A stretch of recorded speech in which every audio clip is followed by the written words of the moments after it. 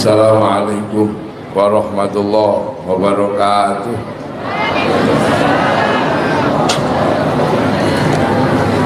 Bismillahirrahmanirrahim.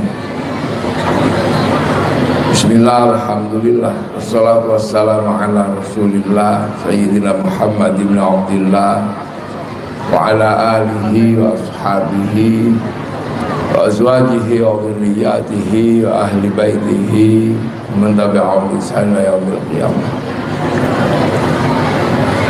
Ulama'ana al-kiram, sahibul fadilah was sa'adah, Tuan Guru Turmudi yang kita cintai, Tuan Guru Ma'arif yang kita cintai, yang sangat kita banggakan, Ketua Jam'iyah Nahdlatul Ulama yang sekaligus Wakil Bupati Lombok Tengah, yang insya Allah akan jadi Bupati Lombok Tengah. Amin, amin. Aminnya yang banter. Amin. Seluruh jajaran Banom Nahdlatul Ulama yang saya hormati, Bapak Kapolres tadi ada, Pak Budi, dari jajaran TNI yang saya hormati, Dandim, para hadirin wal hadirat yang berbahagia. Alhamdulillah, Nahdlatul Ulama hari ini harlah yang ke-94 Masehi dan 97 Hijriyah, yang akhirnya kita peringati siang hari ini dalam kondisi yang penuh kebahagiaan bahwa kita punya organisasi mampu bertahan sampai pada usia yang ke-94, yang insya Allah makin hari semakin cemerlang, karena sesuai survei bahwa 50% penduduk Indonesia adalah warga Jam'iyah Nahdlatul Ulama. Sebuah organisasi yang pernah diolok-olok sama Belanda, bahwa NU ini oleh Belanda diolok-olok dulu waktu berdiri. Mana mungkin bisa mendirikan organisasi dan menjalankan organisasi. Wong santri itu isinya cuma 3 jenis manusia. Satu, manusia yang pecinya miring, sarungnya ngelinting. Yang kedua, manusia yang sehari-harinya gudiken. Dan yang ketiga, orangnya bau rokok. Itu Cisno Purgronya dulu mengatakan seperti ini. Jadi di Indonesia itu ada kekuatan yang disebut santri. Santri itu cirinya cuma 3. Pecinya miring, sarungnya ngelinting, terus gudikan, bau rokok. Akan tetapi ini kekuatan susah sekali dikendalikan oleh Belanda. Sampai ada sebuah catatan bahwa ketika politik etis diberlakukan di Indonesia, karena setelah perang Diponegoro Belanda mengalami kebangkrutan, 2 juta gulden habis di Indonesia, dan 200.000 pasukan terbaiknya Belanda mati di Indonesia.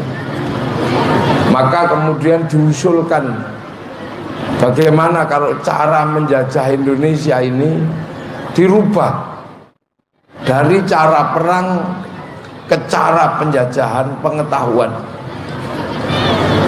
Usul itu dikeluarkan oleh orang bernama Van de Venter.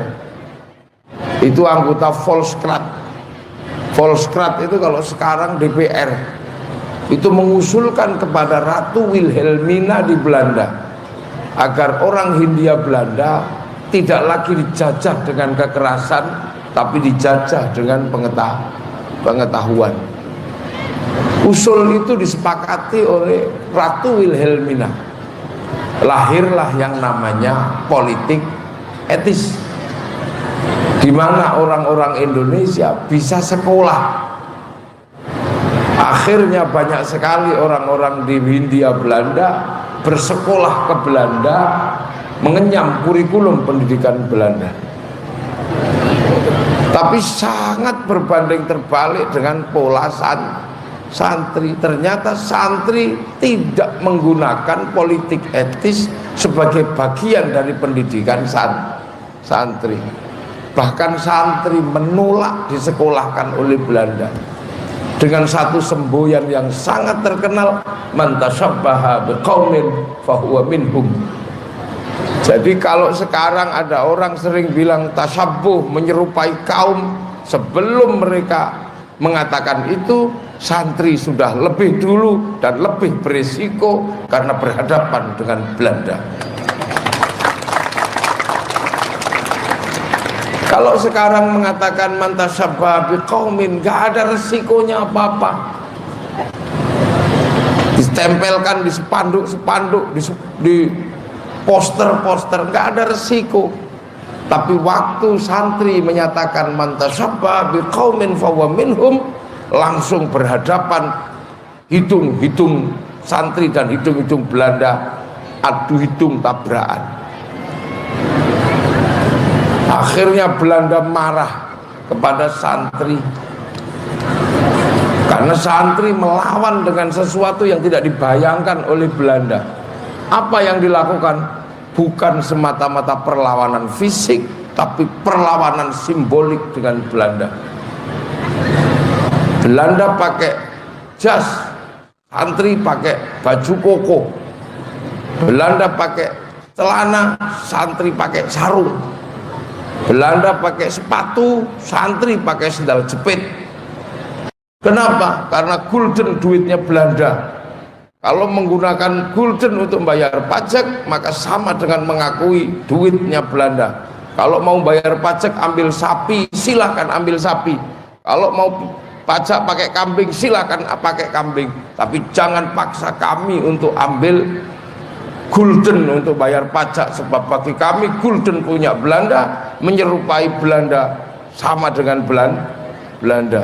Nah, kayak sekarang orang anti dengan bank, tapi masih mau pakai uang, padahal uang produksi bank, bukan produksi KUD. Oh, itu dari dulu. Kalau sudah ngelawan santri, ngelawan, akhirnya santri dikejar-kejar oleh Belanda. Belanda pusatnya di kota-kota, santri dikejar-kejar sampai akhirnya santri melarikan diri ke kampung-kampung, ke pelosok-pelosok. Maka berdirilah pusat-pusat santri dan Nahdlatul Ulama di kampung-kampung dan di pelosok-pelosok. Maka kalau kemudian santri disebut desa, Nahdlatul Ulama disebut kampungan, kami tidak pernah malu dengan status itu, karena ini adalah resiko dari pernah, bahwa kami pernah melawan Belanda dalam man tashabbaha biqaumin. Caranya santri.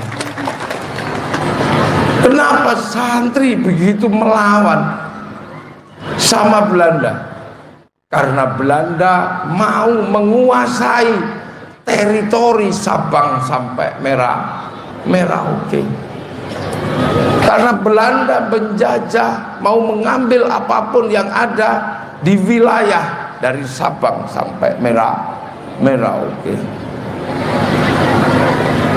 Nah, kenapa santri dari dulu selalu berusaha menjaga wilayah? Bahkan sebelum disebut Negara Kesatuan Republik Indonesia, kenapa santri tidak pernah berubah? bahkan sebelum disebut NKRI, bahkan sebelum punya merah putih, bahkan sebelum punya Pancasila, santri selalu di garda terdepan untuk mempertahankan wilayah Nusantara dari rongrongan penjajah. Kenapa itu terjadi? Karena negara kesatuan ini, Nusantara ini pernah disatukan oleh para wali. Makanya karena Nusantara ini disatukan oleh para wali, maka daerah yang dipersatukan oleh para wali disebut wilayah. Artinya apa? Ini adalah daerah yang dipersatukan oleh para wali. Jadi wilayah dari Sabang sampai Merauke adalah daerah yang dipersatukan oleh para wali. Nah, para wali itu siapa?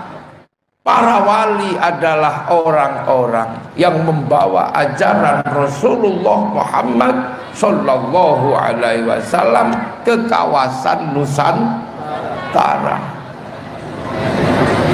Kenapa sampai ke kawasan Nusantara? Karena para wali ini punya tugas. Tugasnya apa? Menyebarkan kedamaian, menyebarkan Islam di seluruh penjuru dunia. Sebab apa? Tugas Rasulullah itu adalah tugas rahmatan lil alamin. Tugas rahmatan lil alamin oleh Rasulullah. Tapi Rasulullah ini berusia tidak panjang, hanya sekitar 63 tahun. Makanya berbahagialah orang-orang yang ketemu Rasulullah. Cuman orang yang ketemu Rasulullah ini nggak banyak, dan bukan orang Lombok Tengah. Yang ketemu Rasulullah ini orang Mekah, orang Madinah yang hidup sezaman dengan Rasulullah. Namanya Abu Bakar, Umar, Utsman, Ali. Ini makanya kita tidak pernah dengar sahabat namanya Joni, itu tidak pernah dengar gitu. Karena sahabat itu orang yang hidup zaman Rasulullah, ada di Makkah dan di Madinah. Nah, kemudian setelah Rasulullah ini meninggal, ada orang-orang yang pengen ikut Rasulullah, tapi tidak ketemu Rasulullah. Ketemunya para sahabat. Nah, orang-orang yang tidak ketemu Rasulullah tapi ketemunya para sahabat, ini yang disebut tabi'in, pengikut. Maka apapun yang dilakukan oleh sahabat diikuti oleh tabi'in. Gak cerewet, gak terlalu banyak nanya dalilnya apa, gak ada nanya-nanya begitu. Nah, terus ada orang lagi di generasi berikutnya pengen belajar ke Rasulullah, gak ketemu Rasulullah, juga gak ketemu sahabat, ketemunya dengan tabi'in. Nah, orang inilah yang disebut tabi'in. Nah, ada lagi yang pengen ikut, gak ketemu Rasul, gak ketemu sahabat, gak ketemu tabi'in, ketemunya tabi'in, maka orang ini disebut tabi'in. Sampai akhirnya ada orang terus yang pengen belajar. Nah, akhirnya orang Lombok Tengah ini pengen belajar dan ikut Rasulullah, tapi nggak ketemu sahabat, nggak ketemu tabi'in, ketemunya sama al-ulama warasatul anbiya, yang kedudukannya kalau diurut sudah tabi'ut sudah panjang. Makanya agar kita ini tidak lupa bahwa kita ini pengikut Rasulullah di Lombok Tengah, yang hidup di zamannya para ulama, yang ketemu dengan generasinya ulama, agar kita tidak lupa bahwa kita ini pengikut Rasulullah yang berkedudukan sebagai muridnya ulama. Makanya para ulama warasatul anbiya di sini apa? mengumpulkan kita bersama dalam satu wadah namanya Nahdlatul Ulama, agar kita tidak lupa bahwa kita ini muridnya ulama. Dan terbukti secara faktual hari ini Nahdlatul Ulama tidak pernah lupa bahwa Nahdlatul Ulama berkedudukan sebagai muridnya ulama. Tapi yang tidak ikut Nahdlatul Ulama kadang lupa kelas muridnya ulama, gayanya kayak muridnya Nabi, gayanya langsung kayak sahabat, langsung mengambil dari Quran Sun. Nah ini yang terjadi. Nah ini yang akan kita bahas. Kenapa itu tidak terjadi dengan Nahdlatul Ulama, tapi yang lain terjadi? Karena Nahdlatul Ulama ini sebagai sebuah wadah baru yang berdiri tahun 1926. Ini bungkusnya, isinya ada semenjak zaman Rasulullah. Jangan dikira terus NU berdiri tahun 1926 dan itulah NU baru ada. Organisasinya ada tahun 1926, tapi Islamnya ada semenjak zaman Rasulullah. Makanya kalau mau cari zaman Rasulullah ada di NU dan pasti semuanya terjaga. Contoh saya kasih tahu, Quran, hadis terjaga di NU. Bahkan pendiri Nahdlatul Ulama Hadratus Syekh Mbah Kiai Hasyim Asy'ari Al-Alim Al-Allamah, makanya mendapatkan gelar Hadratus Syekh. Jadi jangan ragu kalau kemudian NU yang didirikan oleh seorang yang apal Kutubus Sittah tiba-tiba sekarang diserang oleh orang-orang yang hafal hadis satu, kullu bid'atin dolalah. Jangan ragu. Jangan ragu. Sekarang ada orang kemana-mana berbekal hadis satu, kullu bid'atin dolalah wa kullu dolalatin finnar. Itu persis kayak kunci Inggris. Buka kunci apapun, kuncinya cuma satu itu. Dikencengi, dikendori gitu aja.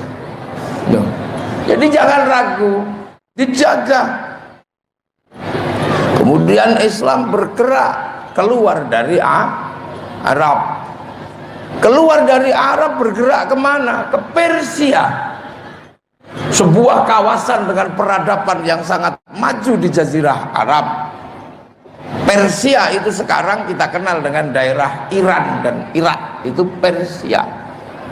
Punya raja namanya Rustom, yang kadang orang Indonesia menyebutnya Rustam. Rustom ini raja di Persia, diislamkan sama Sayyidina Ali. Sayyidina Ali kemudian putranya diambil menantu sama Raja Rustom, namanya Sayyidina Husain. Lahir Sayyid Ali Zainal Abidin. Nah, ketika Raja Persia masuk Islam, Raja Persia ini penyembah api. Api Persia ditaruh di bangunan tinggi namanya Manaro. Maka ketika orang Persia masuk Islam, apinya dibuang, Manaronya ditaruh di depan masjid. Akhirnya masjid Persia punya bangunan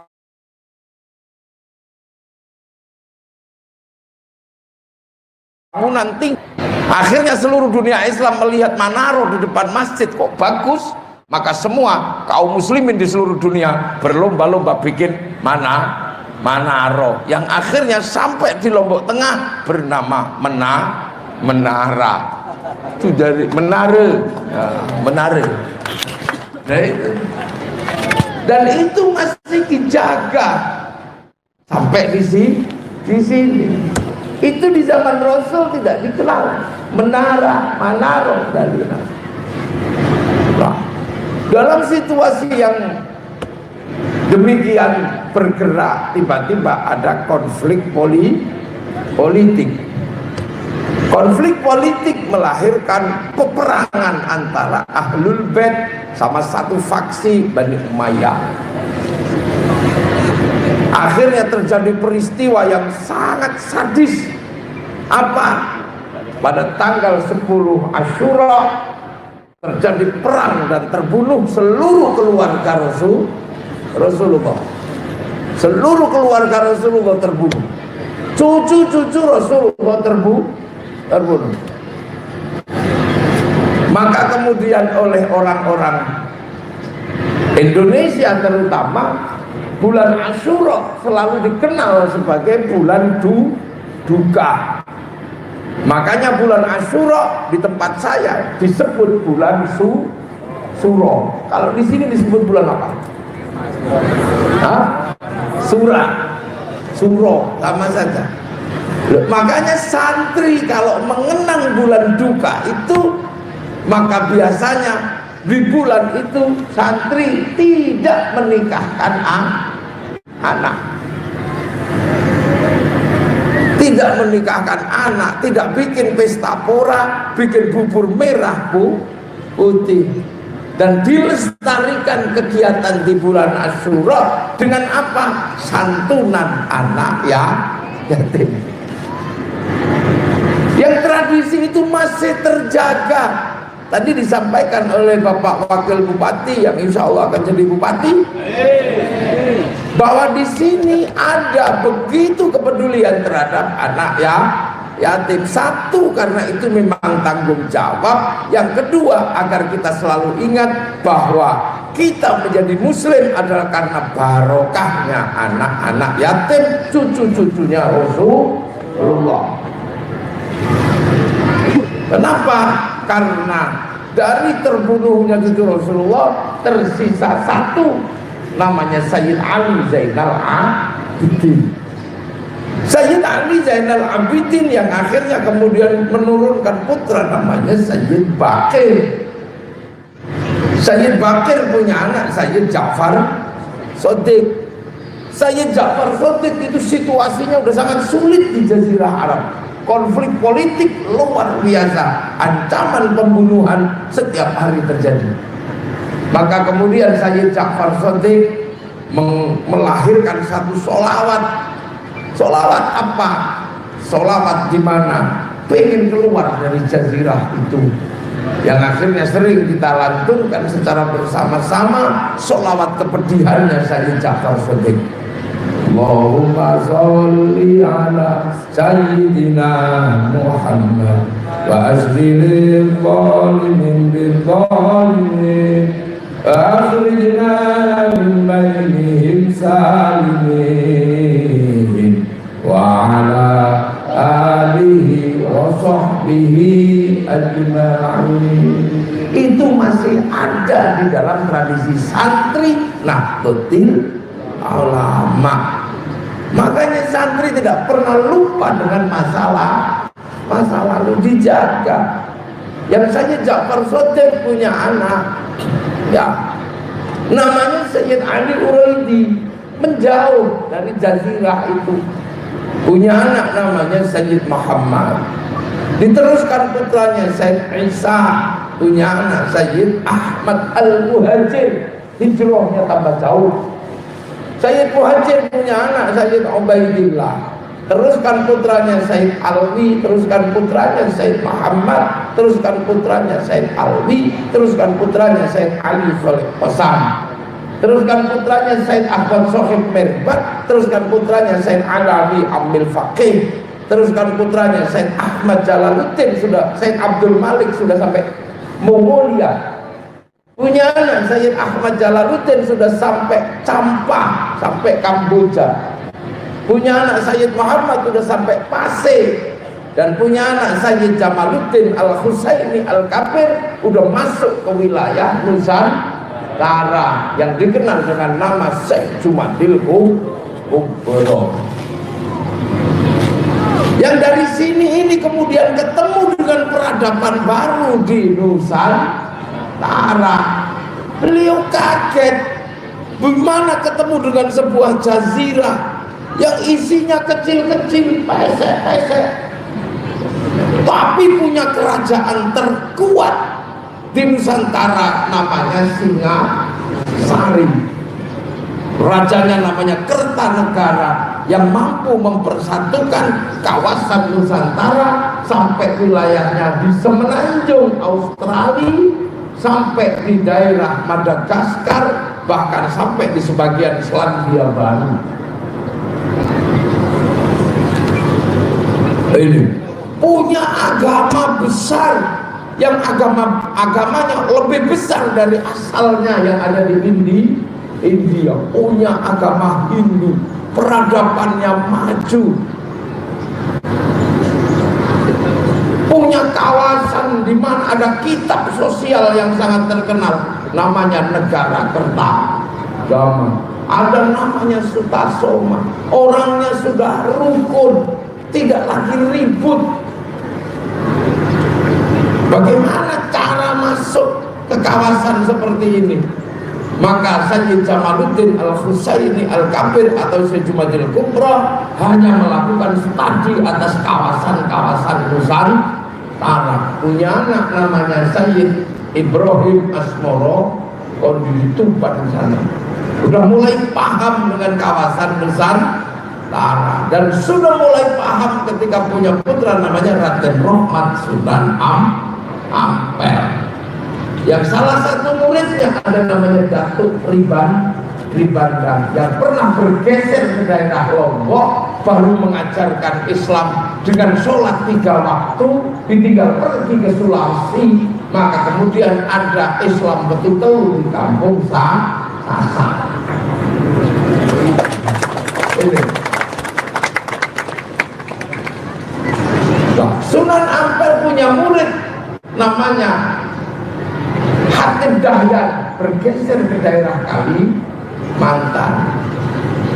Sunan Ampel punya murid namanya Aryo Abdillah, bergeser ke Sumatera. Pekerjaannya apa?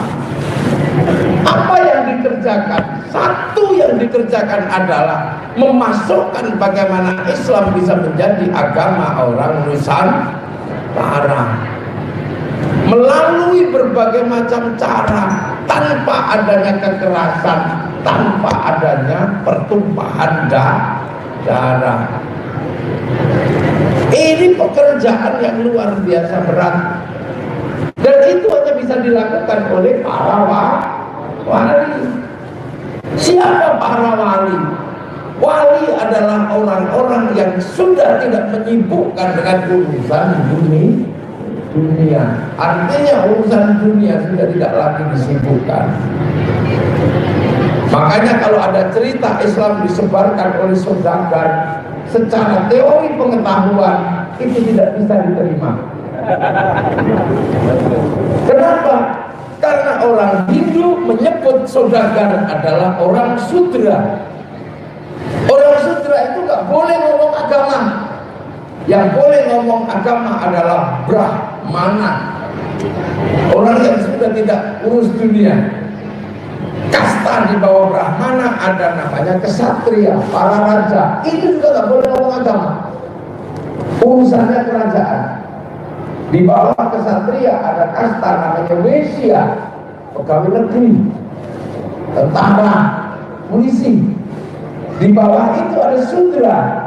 Ini adalah pedagang, orang-orang kaya, setiap hari masih urus dunia, utang, pelayan di sudra. Di bawah sudra ada kasta namanya paria, hidupnya mengemis, minta-minta.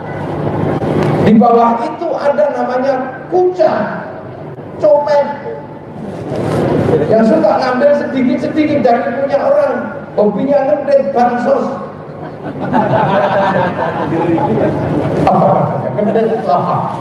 Di bawah itu ada meleka, orang yang mencuri tapi kalau ketahuan lari. Di bawah meleka ada candala, orang kalau ketahuan nyuri berani.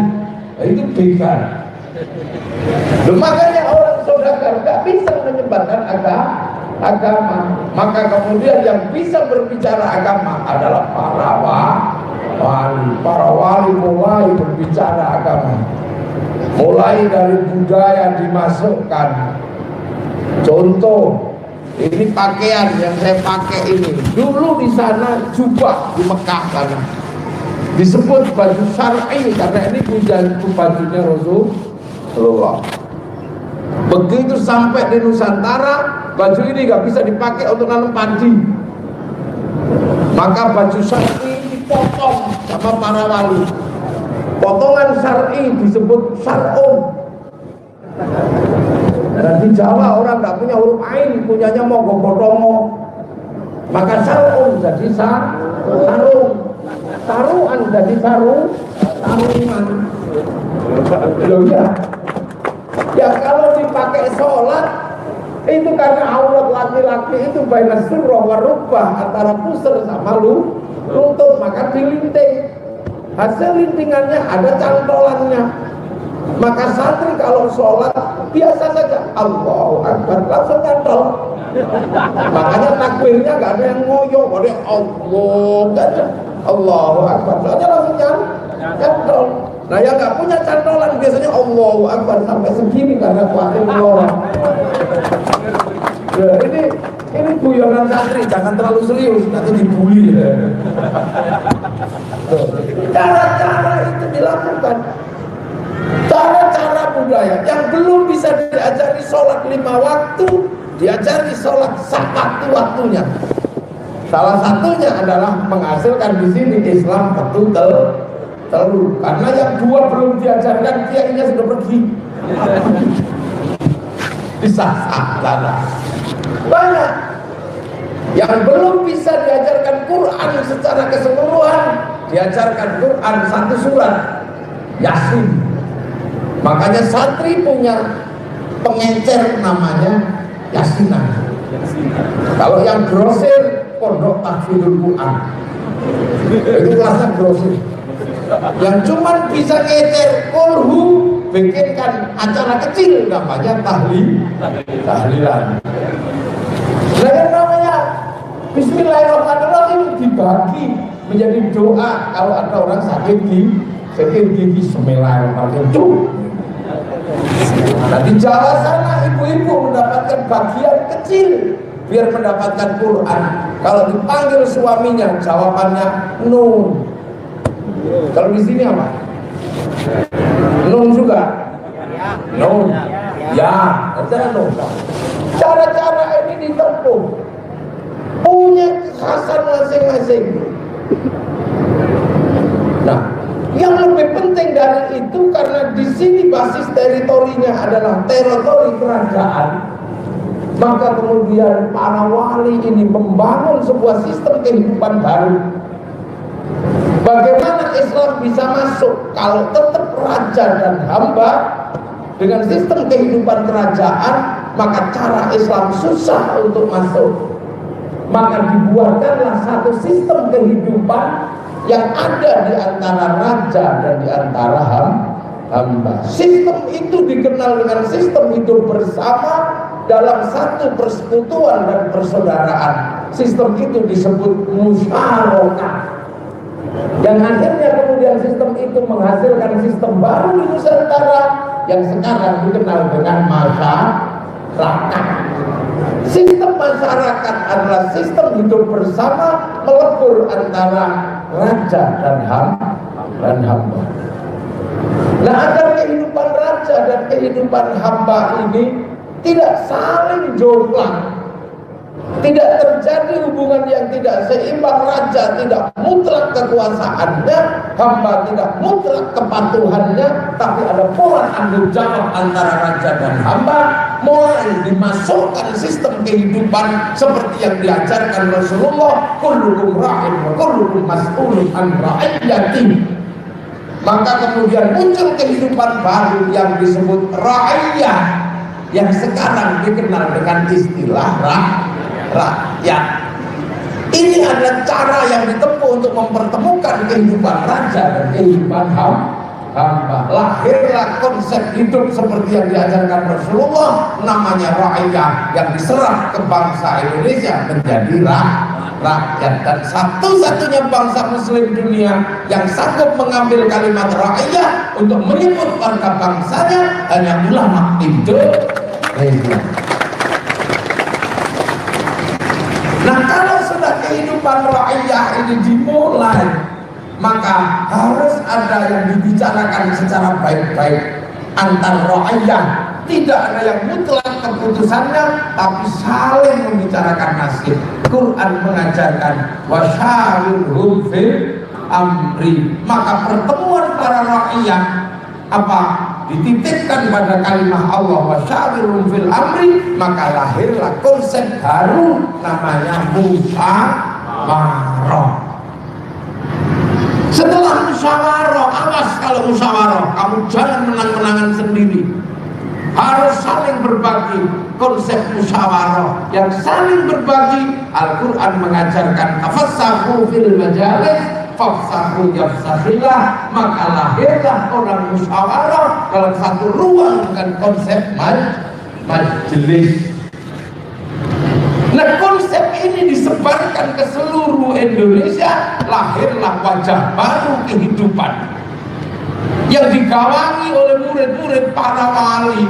Makanya ketika kesadaran ra'iyah, kesadaran musyarakah, kesadaran musyawarah, kesadaran majelis ini menjadi kesadaran bersama untuk hidup dalam satu ikatan musyarakah. Karena ini digerakkan oleh para wali, maka teritori yang dihasilkan oleh rekayasa sosial seperti ini disebut wilayah. Makanya al-wali meninggalkan wilayah. Maka siapapun yang mengaku penerus para wali harus mempertahankan agama. Yang kedua harus mempertahankan wilayah. Inilah maka Islam harga mati. Wilayah yang akhirnya disebut Negara Kesatuan Republik Indonesia, NKRI, harga mati.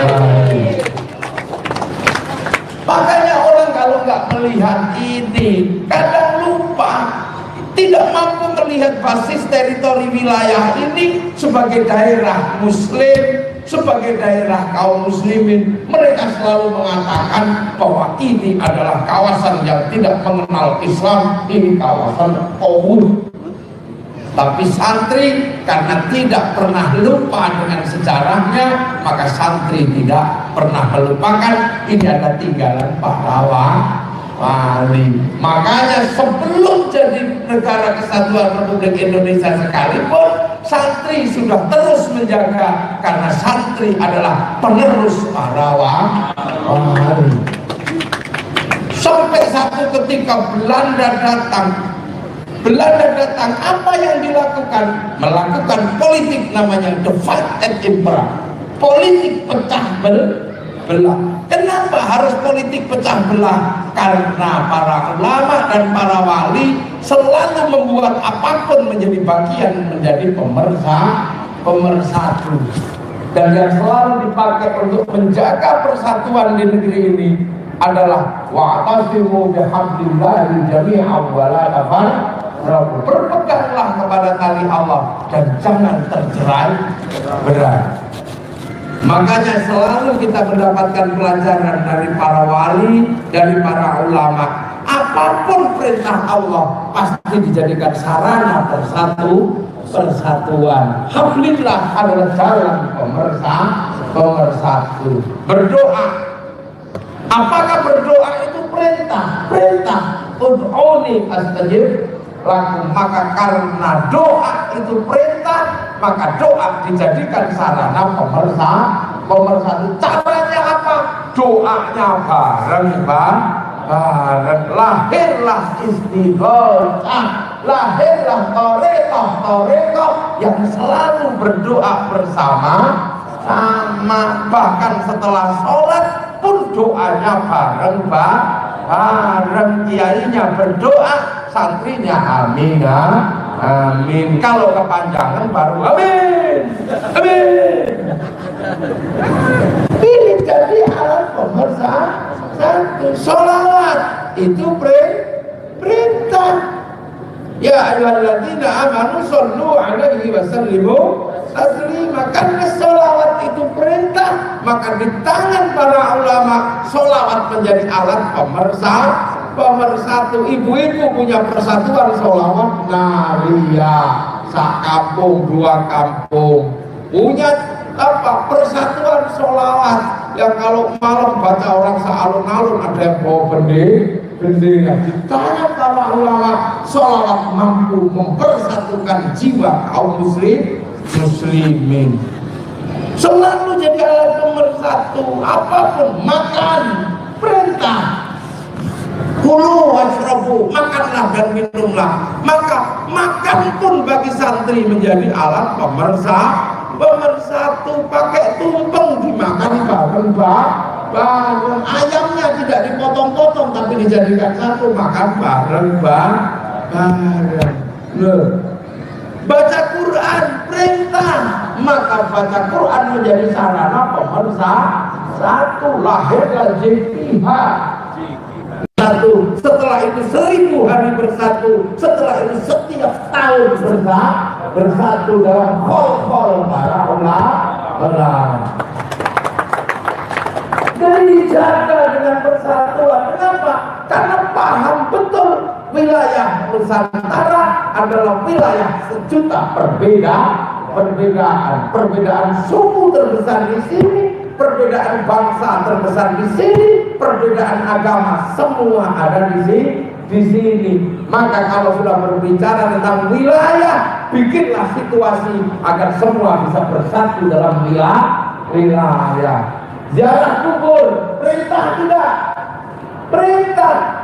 Fazuruha, ziarahlah ke kuburan. Di tangan para ulama, ziarah kubur menjadi sarana pemersatu. Disatukan ziarahnya. Pakai bis ke kuburan mana? Pakai bis ke kuburan di sana. Akhirnya orang Lombok ziarah ke Bali, ada yang rombongan ziarah sampai ke tanah Jawa, ziarah Wali Songo, yang di situ sangat erat persatuannya. Datang satu bis ila hadratin Nabiyil Mustafa Muhammadin sallallahu alaihi wasallam. Fatihah. Ini belum selesai, rombongan di sebelahnya sudah sallallahu ala Muhammad. Ini belum selesai, rombongan di pojokan sudah beda lagi. Apa? Astagfirullah. Ini belum selesai, di pojokannya sudah qul huwallahu ahad, Allahu samad. Ini belum selesai, semua belum pada selesai. Datang satu rombongan, enggak banyak orang, cuman bawa mic kecil, bawa megapun. Rombongan dari Lombok Tengah ditunggu di bis. Tidak ada yang komplain, tidak ada yang ribut, semua menjadi bagian dari persatuan. Mempersatukan wilayah yang berbeda, membangun cara beragama yang menjadi pemersatu, inilah kunci. Kenapa Arab satu bangsa bisa pecah menjadi puluhan negara? Kenapa Eropa satu bangsa bisa pecah menjadi puluhan negara? Tapi kenapa kita puluhan bangsa mampu bersatu dalam satu negara kesatuan Republik Indonesia? Karena adanya wali dan adanya santri. Coba sekarang, makanya santri tidak boleh lagi dibodoh-bodohi. Santri harus tetap, karena apa? Ini harus kita jaga. Satu-satunya kawasan yang punya puluhan pulau, ribuan pulau, puluhan suku, ini bangsa Indonesia. Ini dijaga. Tapi kalau ajaran Islam di luar ajaran santri, maka tidak bisa lagi menjadi pemersatu. Kuburan menjadi alasan tercerai-berai karena alasan bid'ah, musyrik, tahayyul, khurafat. Doa bareng-bareng tidak lagi menjadi jalan pemersatu karena doa bareng-bareng disebut lagi bid'ah. Berdoa bareng-bareng setelah sholat tadinya adalah pemersatu, berubah menjadi bid'ah. Akhirnya doanya sendiri dari jari 10 tinggal jari 1 gini toh. Itu makanya kalau kemudian ini sistem baru yang dikenalkan oleh para ulama yang tidak mengenal ini, biasanya belajarnya tidak dari Indonesia. Nah inilah. Ini makanya kita ini punya tanggung jawab menjaga Nusantara tetap berada dalam wilayah Nusantara. Taala. Makanya bangsa ini menjadi bangsa yang tidak bisa lagi dianggap bangsa yang kecil. Dari dulu kita bangsa besar karena selalu punya alat pemersatu. Dari dulu Nusantara tidak ribut masalah agama. Kenapa? Karena perang agama terbesar di dunia pertama kali terjadi di Nusantara tahun 850 atau 820 antara agama Hindu sama agama Buddha. Yang agama Hindu dari satu wangsa namanya Sanjaya. Yang agama Buddha lahir dari wangsa besar namanya Shailendra. Dua wangsa bertarung antara Hindu sama Buddha. Sampai raja Hindu namanya Panuko takut jadi raja karena menghadapi wangsa Shailendra yang pamannya sendiri bernama Garung atau Semaratungga. Kerasnya luar biasa. Sampai Panuko pergi ke India belajar ilmu arsitektur, pulang dikenal dengan nama Resi Gunadarma. Tapi begitu Raja Buddha mau bikin candi, nggak punya arsitek, akhirnya menyuruh orang Hindu membuat candi Buddha. Lahirlah candi Buddha, tapi nuansanya Hindu, dikenal dengan Sambara Budura yang akhirnya disebut Borobudur, ada di Magelang, Jawa sana. Akhirnya begitu Borobudur jadi, terjadi problem yang sangat serius. Apa problemnya? Anak Raja Buddha yang anti Hindu, anak Semaratungga namanya Pramodawardhani, jatuh cinta sama arsitek Hindu namanya Panuko atau Gunadarma. Bayangkan seorang bapak yang begitu anti Hindu, ternyata anaknya jatuh cinta sama orang Hindu. Maka dinikahkanlah dengan derai air mata, seorang anti Hindu menikahkan anaknya dengan orang Hindu. Lahirlah wangsa baru yang dipimpin oleh Panuko yang mewarisi kerajaan Buddha namanya Rakai Pikatan. Makanya keributan politik jangan terlalu serius. Kalau eranya sudah lewat, lupakan itu. Karena kalau kalian terlalu serius ribut dalam politik, saya khawatir anak kalian saling jatuh cinta. Patilah kita kalau anak kita jatuh cinta. Apalagi sekarang yang ribut kemarin sudah jadi satu di bawah kepemimpinan Presiden Joko Widodo. Pak Prabowo menerima kenyataan sebagai seorang negarawan harus bersatu membangun bangsa. Maka banyak sekali yang belum bisa move on. Nah, ini cara Indonesia. Akhirnya kemudian rukun. Wangsa Shailendra pindah ke Palembang, bangun Sriwijaya, tidak ribut agama, Sriwijaya jadi besar. Wangsa Sanjaya geser ke kawasan Malang, membuat wangsa baru namanya wangsa Isyana, tidak ribut lagi masalah agama. Lahirlah kerajaan Singasari jadi besar, Sriwijaya jadi besar, dan setelah itu lahirlah kerajaan besar namanya Majapahit. Dan Majapahit tidak lagi ribut agama, bersatu semua saling jaga. Yang Buddha jaga Hindu, yang Hindu jaga Buddha. Kalau hari raya Hindu orang Buddha jaga, hari raya Buddha orang Hindu jaga. Dan semenjak itu tidak pernah ribut masalah agama di Indonesia karena saling jaga. Maka ketika terjadi keributan antara beberapa kaum muslimin dengan gereja, Banser turun tangan menjaga gereja. Jangan salahkan itu, karena itu adalah warisan asli bangsa Indonesia. Nah, sekarang kita bisa lihat New Zealand, masjidnya dijaga oleh orang Nasrani. Di Bali masjid kaum muslimin dijaga oleh pecalang dari Hindu. Karena memang hidup ini saling menjaga. Sekarang semua berlomba-lomba menjaga tempat ibadah orang lain. Karena dulu Banser diolok-olok, sekarang Banser paling depan, tidak lagi olok-olok yang mengikuti di belakangnya. Nah, ini cara, ini sudah selesai. Makanya ketika bangsa ini mau bangkit setelah kemerdekaan, pilihannya apa? Bersatu dalam perbedaan. Lahir konsep besar namanya Bhinneka Tunggal Ika. Pancasila tidak menggunakan Qul huwallahu ahad, tapi menggunakan ketuhanan yang Maha Esa. Kenapa? Karena orang sini sudah terbiasa istilah baru muncul, isinya sesungguhnya tetap sama. Saya ini kalau datang dari sana syaikhun ustadzun, tapi begitu sampai sini bungkusnya kiai, bungkusnya tuan guru. Dulu tuan guru juga bukan Islam saja, orang Hindu juga guru, orang Buddha juga guru.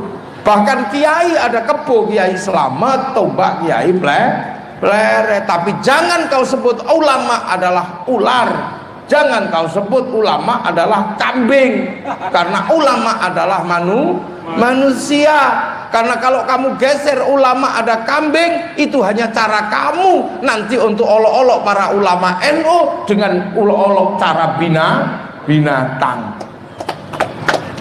Dikira kami nggak ngerti itu caramu biar nanti ada kambing kiainya, karena mereka menyebut ada ulama kambing. Tilmidun muridun, terbiasa menggunakan bahasa sini, namanya bahasa santri. Dulu orang Hindu santri, orang Buddha juga santri. Sholat dengan bahasa sini sembahyang juga dilakukan oleh orang Hindu, dilakukan oleh orang Nasrani, dilakukan oleh orang Islam. Tapi sekarang sembahyang lebih banyak dikenal menjadi istilah sholat. Musola dengan bahasa langgar. Di sini terbiasa isinya apa, sebutannya apa, bahkan isinya berbeda-beda, sebutannya satu. Di sini siapa yang datang duluan itulah yang memenangkan penyebutan. Yamaha telat datang kalah sama Honda, makanya kalau sekarang orang mengatakan Hondamu apa, dia jawab Mio. Semenjak kapan Mio itu menjadi Honda? Seluruh minuman botol yang datang terlambat harus ikhlas disebut aku. Mau Ades, mau le mineral, kalau beli namanya beli Aqua. Seluruh mie instan yang datang terlambat harus ikhlas disebut Sarimi. Mau mie sedap, mau Indomie, kalau beri tetap pakai bahasa Sarimi. Pepsodent karena datang terlambat maka harus ikhlas disebut odol. Itu keindahan cara pandang orang Nusantara, orang Indonesia.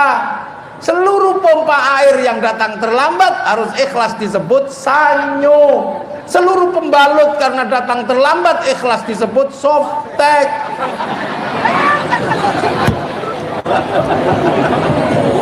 Itu Indonesia.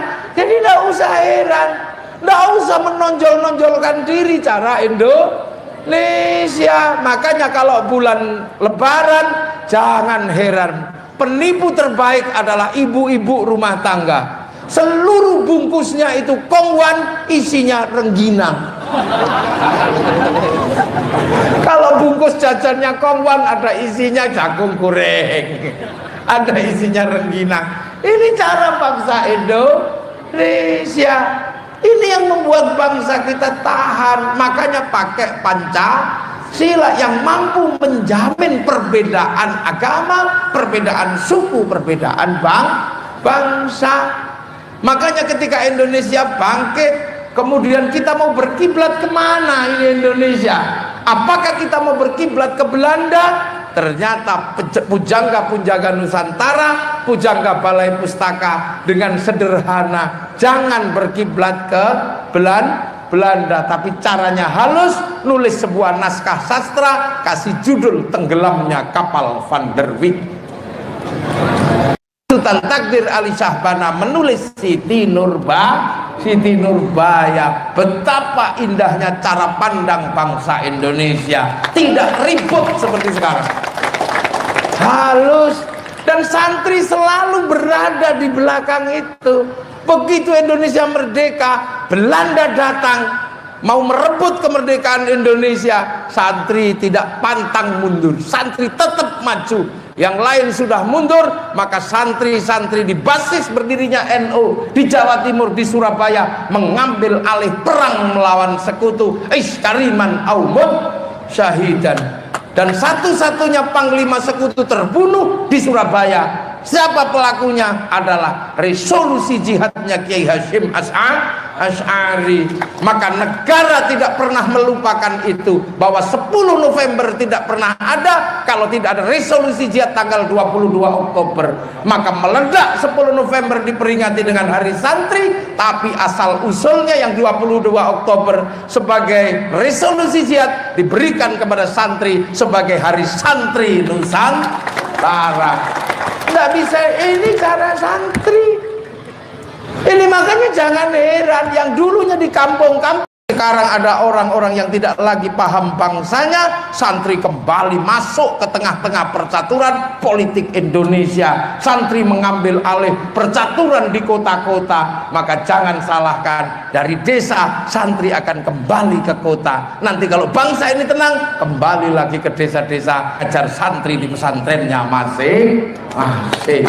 Ini dari dulu cara santri. Makanya sekarang jangan salah, begitu situasi genting, maka kemudian wakil dari santri menjadi wakil presiden Republik Indonesia, Profesor Dr. Kiai Haji Ma'ruf Amin.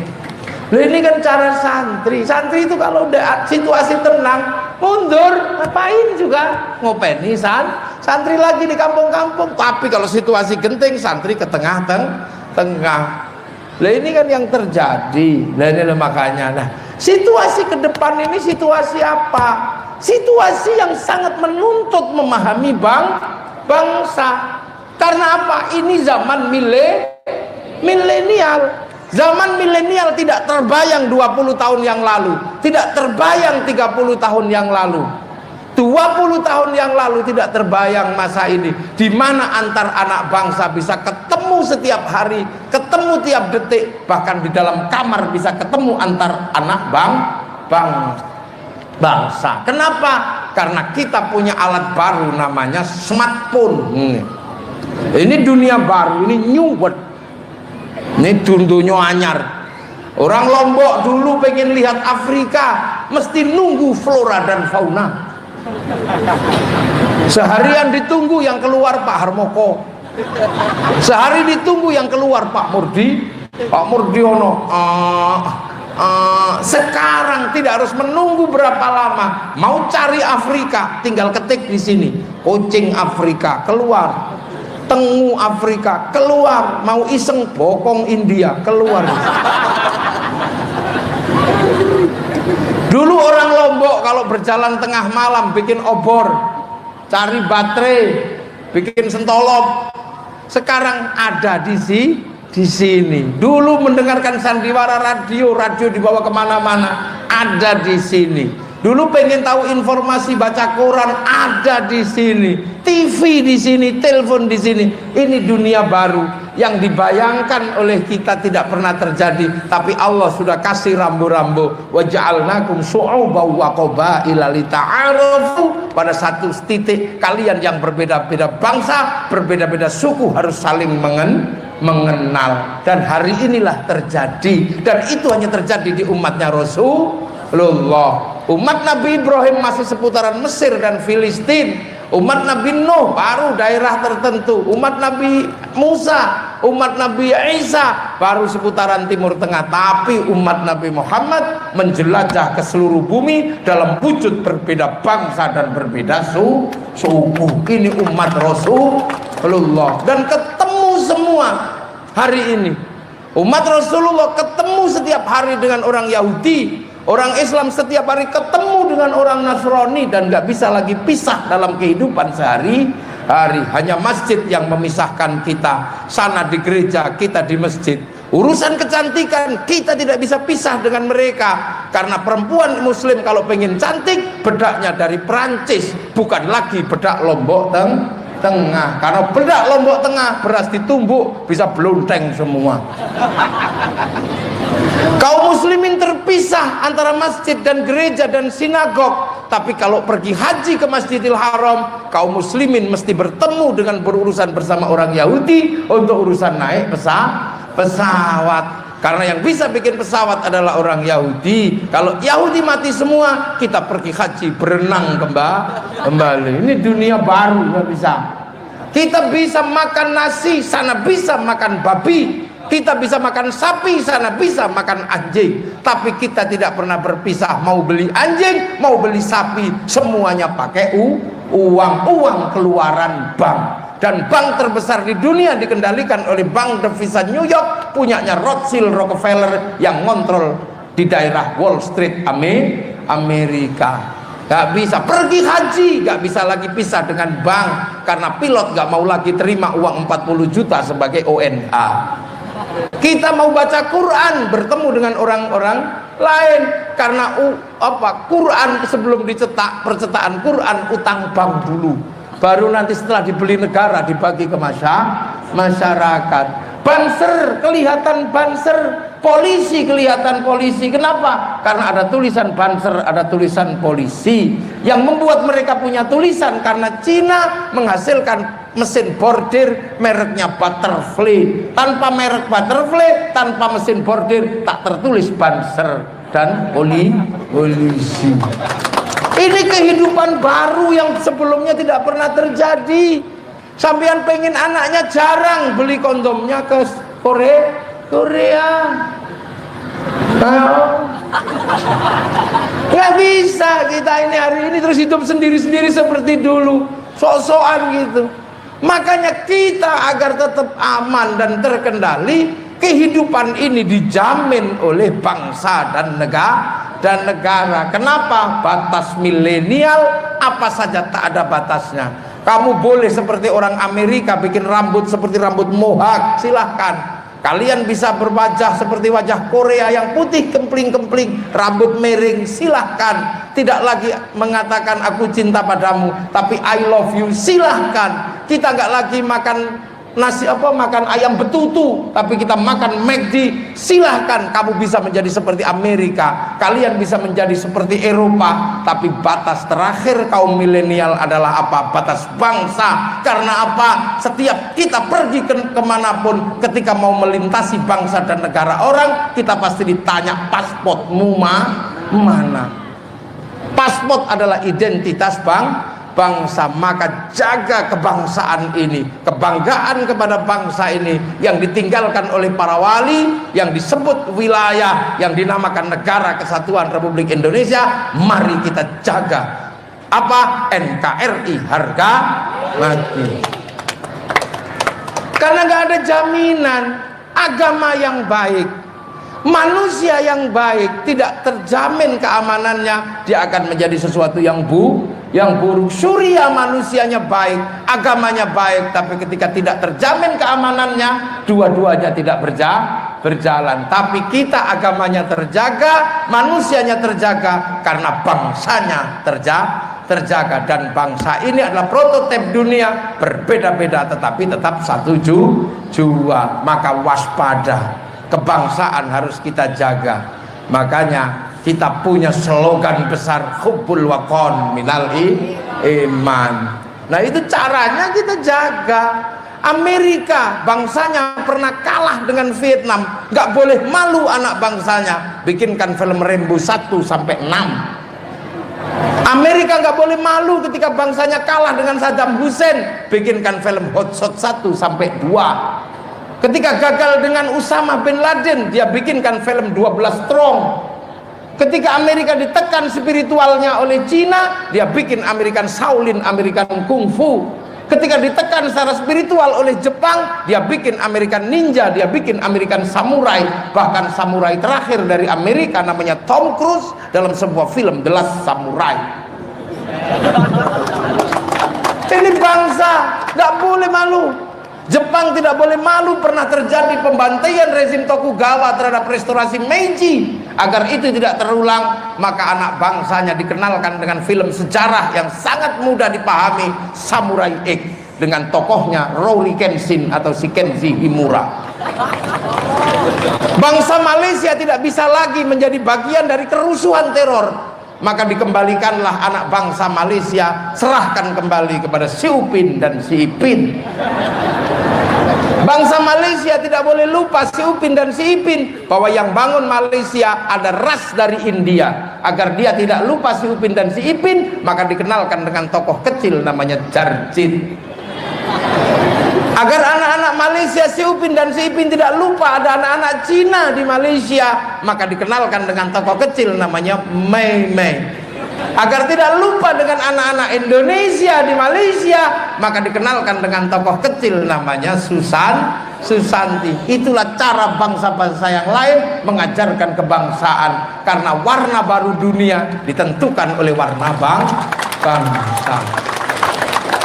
Loh, kok tiba-tiba sekarang banyak sekali orang yang menyalahkan bangsa ini, punya Pancasila jelek, punya polisi jelek, presiden jelek, punya tumpengan jelek, punya kuburan jelek, punya keris jelek, semuanya dijelek-jelekkan sampai lupa bahwa kita adalah bangsa Indonesia. Apa yang dimiliki Eropa kita punya.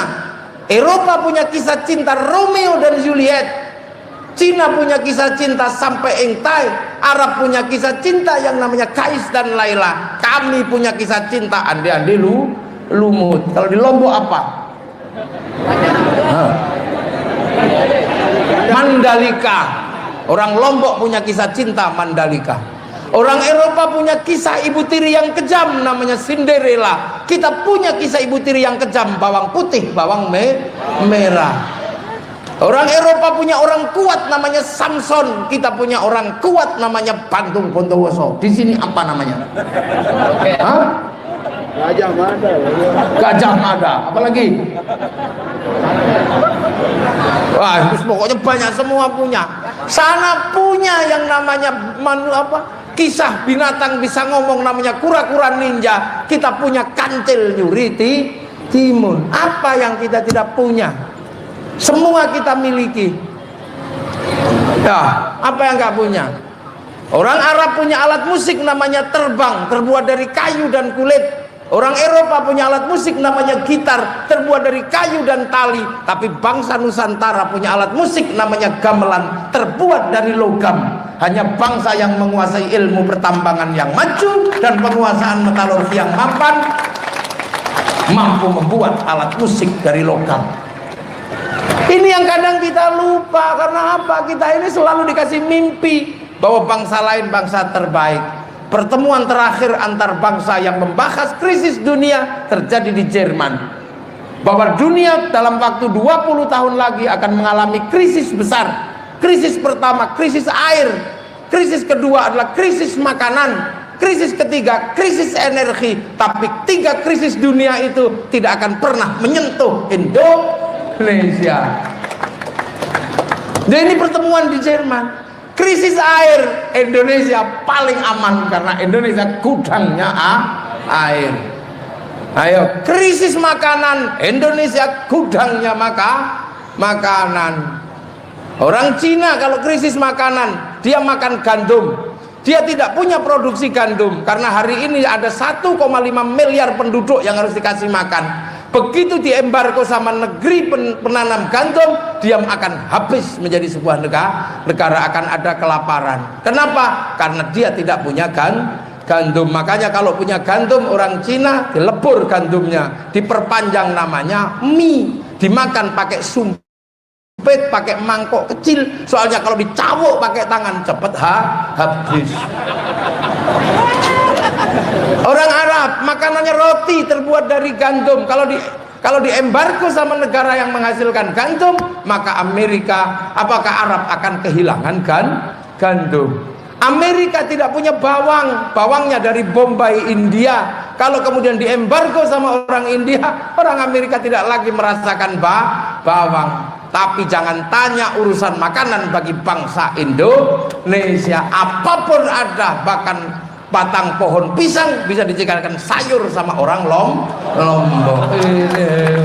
Apa yang gak ada?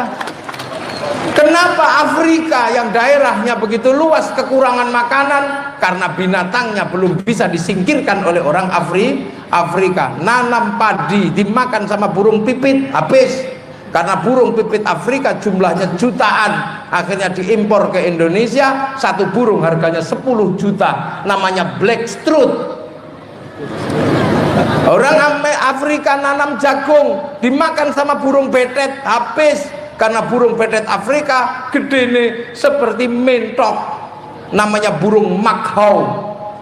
Nanam pisang habis dimakan monyet, karena monyet Afrika mampu menghabiskan 10 tandan pisang sekali makan, karena monyet Afrika gedenya sebesar sapi, namanya gorila. Nanam ubi habis dimakan babi hutan, makanya daripada nanam dimakan binatang, akhirnya binatangnya dikejar dan dimakan. Jadi kalau urusan krisis makan, Indonesia insya Allah, kalau nanti kemudian pemerintah membangkitkan kembali semangat Gogoranca, maka daerah dingin akan dapat makanan kembali.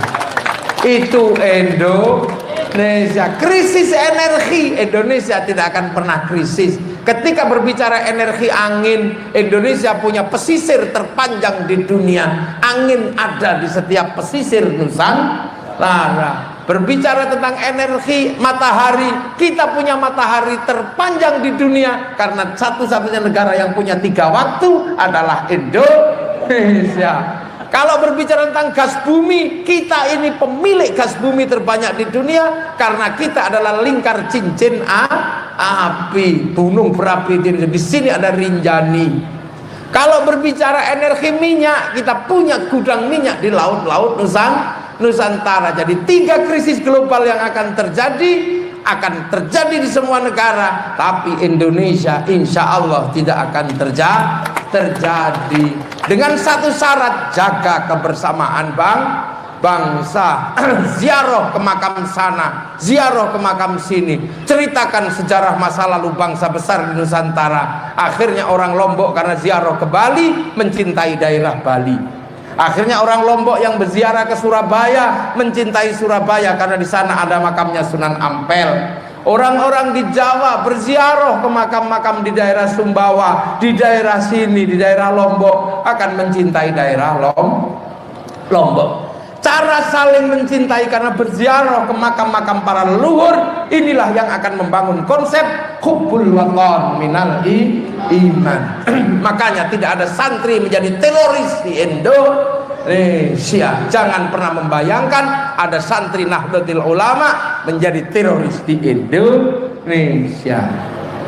Nah ini, makanya jaminan kelangsungan bangsa adalah jaminan kebersamaan, dan yang punya mekanisme kebersamaan dari semua yang ada adalah santri, dan itu ada dalam Nahdlatul Ulama. Orang mati ngumpul, orang lahir ngumpul, sholawatan ngumpul, harlah ngumpul, kuburan ngumpul, semua ngumpul. Kalau ini terus terjadi dan dipupuk, bangsa ini tidak akan pernah pecah sampai kapanpun. Dan politik pemecah belah, divide et impera, dulu karena santri yang mempersatukan perbedaan di Nusantara. Maka jangan salah kalau kemudian berbicara tentang persatuan, santri semakin maju, dan akhirnya sekarang santri menjadi pionir baru. Dulu yang diolok-olok sekarang sudah mulai diterima. Dulu santri diolok-olok ila ruhi ila hadrati, sekarang semuanya sudah mulai nyontoh semoga arwahnya. Sama saja sebenarnya.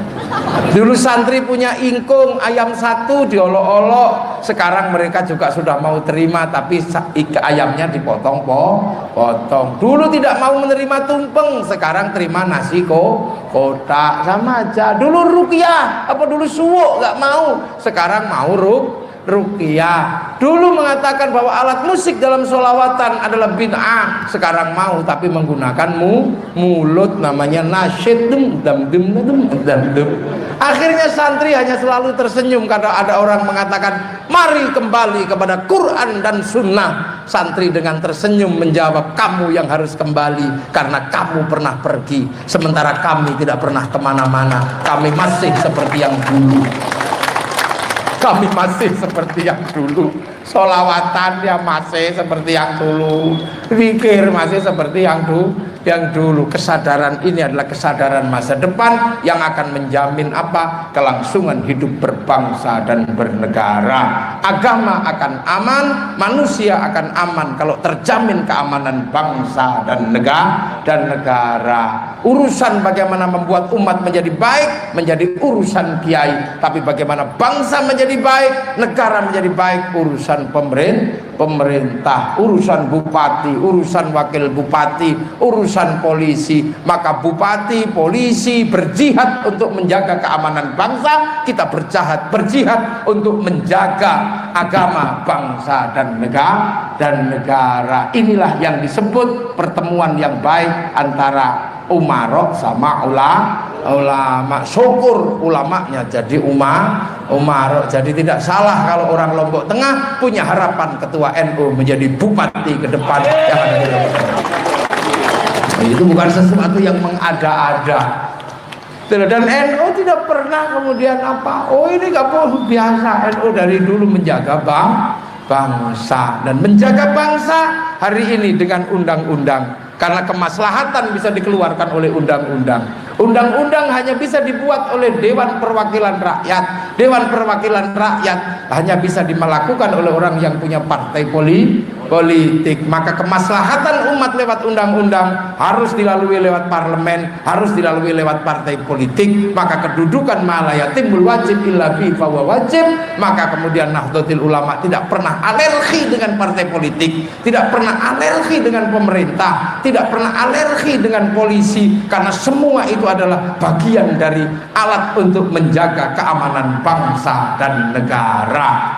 Manusia yang baik dikatakan oleh Allah, laqad khalaqnal insana fi ahsani taqwim. Kemudian disempurnakan apa? Illal ladzina amanu wa amilus sholihat. Karena kalau tidak akan rodatnahu asfala safilin. Manusia yang baik akan terjaga, agama yang baik akan terjaga kalau sumpah Allah terlaksana. Watin demi buah tin, simbol Nabi Nuh. Wazaitun, simbol Nabi Isa, Nabi Ibrahim. Waduri sinina, simbol Nabi Musa. Tapi simbol Nabi Muhammad apa? Wahadal baladil amin, dan demi keamanan, ketentraman bangsa dan negara.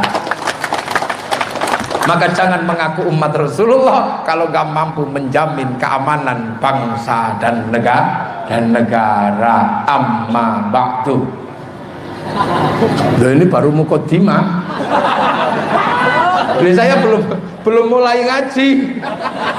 Ini baru mukaddimah harlah. Ini baru mukaddimah. Jam berapa sekarang?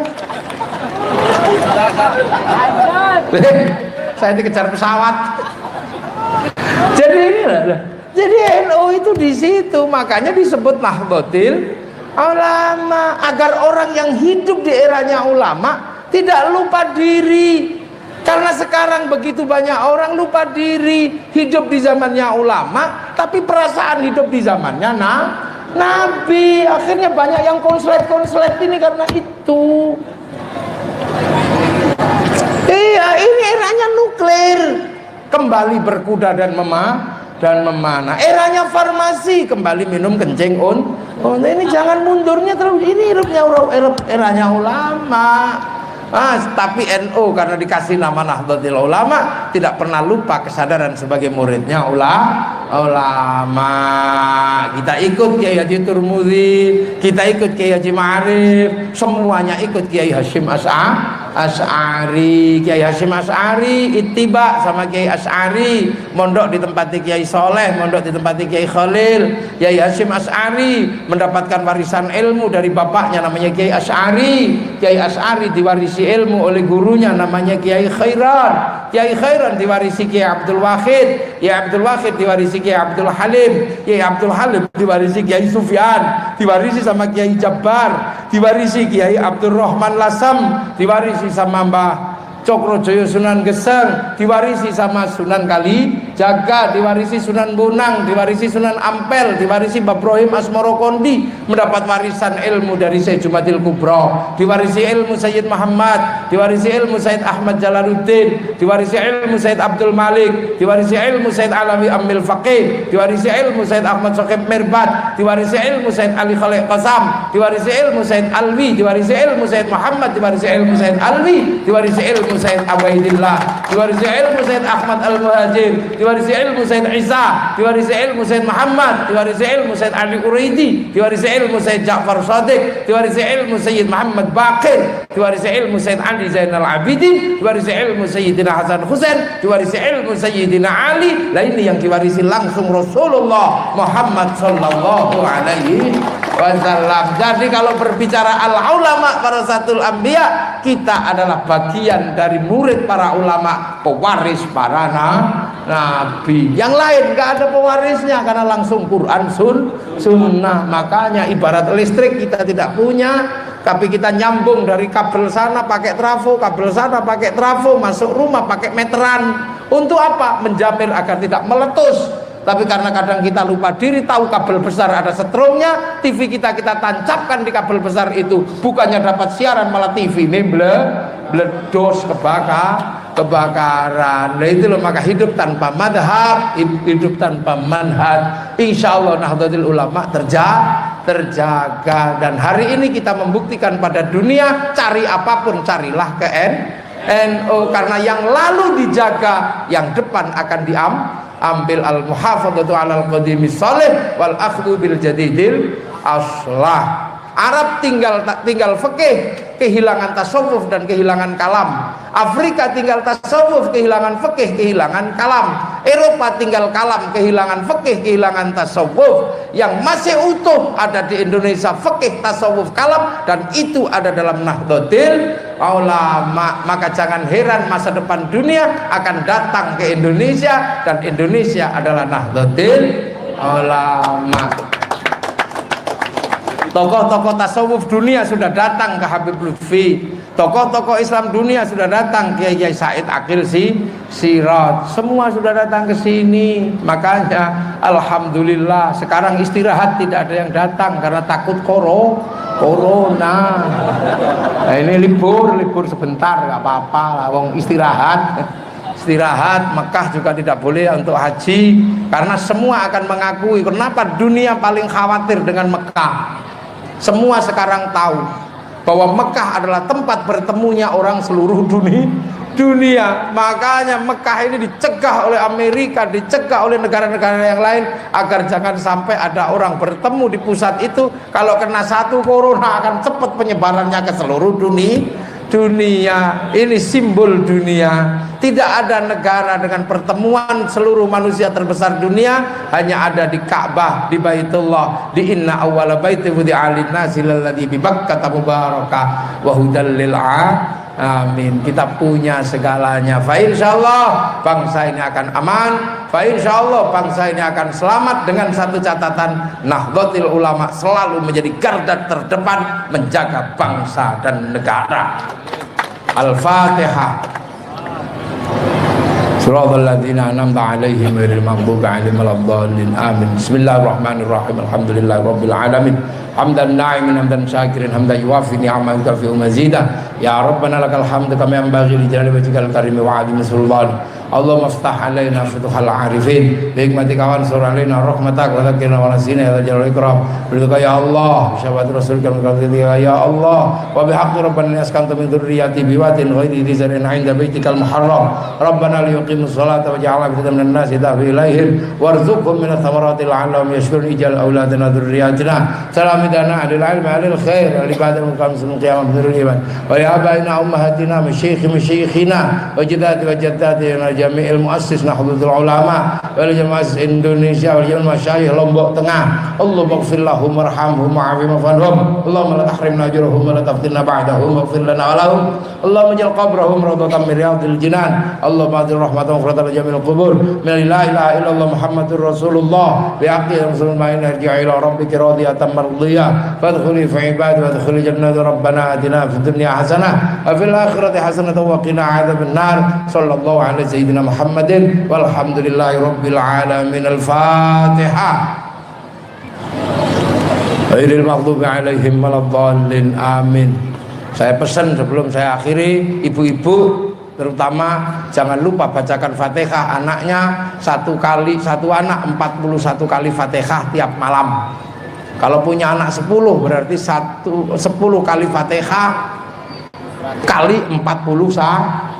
Ini tugasnya ibu, bukan tugasnya bapak ya, karena ibu doanya lebih manjur daripada bapak. Karena bapak nitip anak cuma 5 menit, ibu ngandung anak 9 bulan. Ya, assalamualaikum warahmatullahi wabarakatuh. Allahumma sholli ala